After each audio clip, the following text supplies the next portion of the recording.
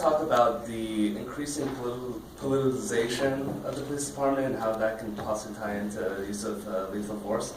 So I don't understand why the police department, whether it's the LAPD or whatever police department you may have in your city, is becoming politicized. The Fraternal Order Police, a police unit that claims to represent over 300,000 cops, made a presidential endorsement.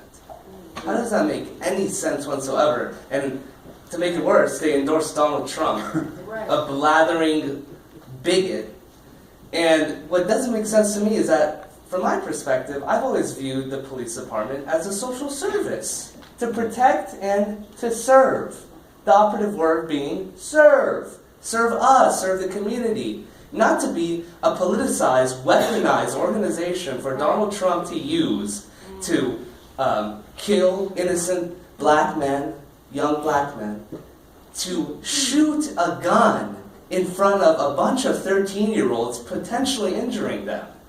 And I'm wondering why the police commission hasn't stood up and said, hey, police officers, you can't be endorsing candidates, especially if these candidates are outspoken about their hatred of minorities. How does that make any sense whatsoever? And how can the community trust the police when they're clearly in favor of the racist candidate? Come on. Right?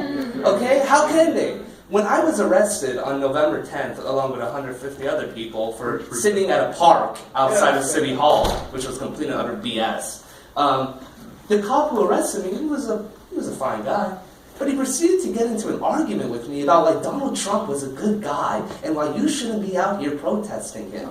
I'm sorry, sir. You should just keep your mouth shut and don't tell me about why Donald Trump, that a-hole, is a good guy.